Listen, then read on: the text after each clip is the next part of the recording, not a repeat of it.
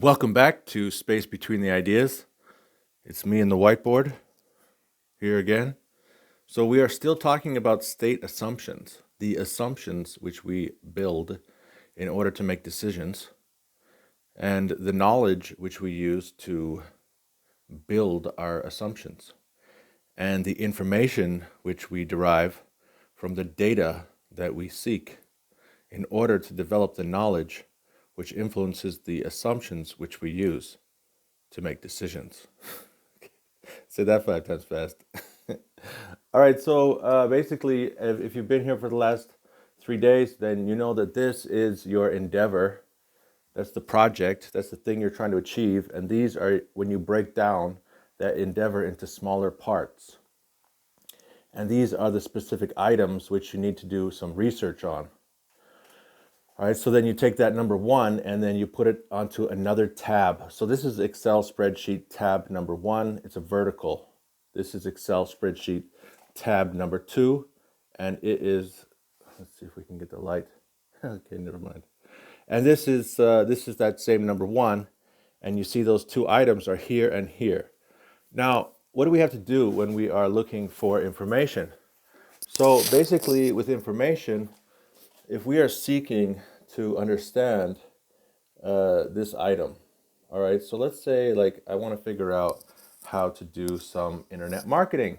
All right, everybody wants to know how to do internet marketing. The one thing that I told everybody that I can't help you with. Why? Well, okay, so I'm in the middle of doing research on internet marketing myself. All right, so over here on the other tab, we have, all right, so Blaine he's got this YouTube channel where he's teaching people the direct outcomes checklists. And in the direct outcomes checklist, you have different themes, approximately 101 themes. So he does one theme each day of a checklist. All right. Now he wants to what? He wants to promote himself online. And so he needs to start to do some research about what? All right. So how do I promote my YouTube channel? How do I promote my Instagram channel? All right, so in here, I can start to list some sources of information. All right, so what is the scope? So I can start to put like how to promote my Instagram channel, my YouTube channel. I can do a Google search. Or I can go onto YouTube and search for how to promote my Instagram channel. Or I can go to Instagram and check how do I promote my Instagram channel. Digital marketing. Online marketing course. So you have all these different keywords that I'm starting to use in order to search. And then as I search, then eventually I'm going to replace this keyword with a link.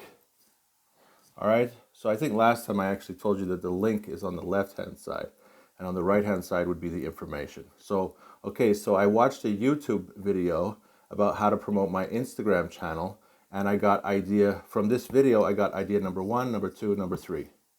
And then I did a Google search and I read a few blog posts. So here's the blog post link. And from this blog post, I got idea number one, idea number two. So I write down what I learned from the thing and I put the link on the left-hand side. All right, so then I did a search for digital marketing course. I started watching some of these digital marketing courses and then I put the link over here and then I put the information over here. I learned about 1, 2, 3. So these are the techniques that I'm learning. Then yesterday we were talking about like knowledge, okay? So the quality of knowledge. So once I have or the quality of information. So once I have all of this information, then I need to start thinking about what is the quality.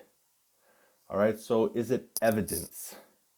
Is it like a person who he says he thinks he knows how to do Instagram marketing, but actually he's like a famous movie star, and so or he's famous in some other field, and so people are following him just because he's that famous person, and then now he's telling everyone, oh, if you want to promote your Instagram channel, do this, but actually that's not actually what he did.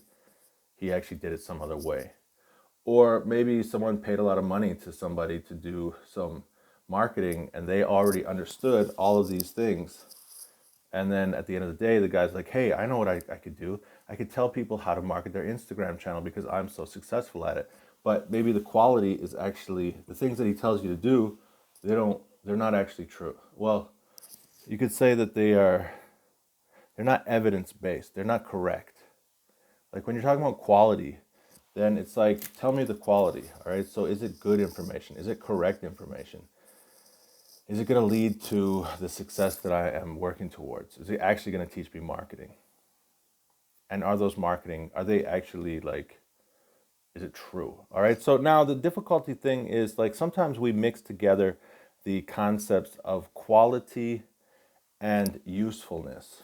All right. So now maybe that this information is correct, but it's not quite about like Instagram for like business. All right. So maybe it's like how to develop your Instagram channel if you are a model. But I need to know how to develop an Instagram channel if I'm trying to teach business themes. So it's correct, like the quality of information is good, but it's not useful in my specific situation. All right, so today that's what we're going to talk about just briefly, because I mean, what else can I say? So if you document the use of information, all right, so you're documenting the use. So you're starting to document information. You're starting to dig out data. You're starting to fill in the boxes of information. And using that data, like what can you do? All right, you use information and then you do something based on that information. Now, if you continually seek for information and then you act on that information, eventually you will find out what? You'll find out how useful that information was. Well, also, I guess you'll also figure out the quality. So, I mean, you have like two strings that you're pulling at the same time, right? So you're drilling down on like relevant factors. Like all of these things here, these are things which I think are relevant factors, right? Now, once I start like looking for this information, once I start plugging in the keywords, I'm starting to get information, because like the internet's just full of information. It's full of data. You can just read and read and read and read all day long. And every time you look at a page, like what are you trying to decide? Number one, is it quality information? Is it true? Like, are they saying the truth? Are they telling you the truth? Is it real information? And then number two, you need to find out, is it useful for your situation? Okay? So maybe like you're doing research and you're reading like the Weather Channel and you are looking at the daily amount of precipitation around like different months of the year in Seattle. And it's 100% correct. These are facts, it's evidence. But you need to know what's going on in New York. All right, so then it's not useful for your situation. It's good quality data, but you can't trust that information to help you with your assumptions about your business in New York. All right, so eventually you need to figure out if you have a team who's doing research, you have to guide them to find useful information. It has to be correct, it has to be evidence, it has to be quality information, but it has to be useful. All right, so you take the perceived knowledge, all right, one more time. You take the perceived knowledge, all right? You put all your models together.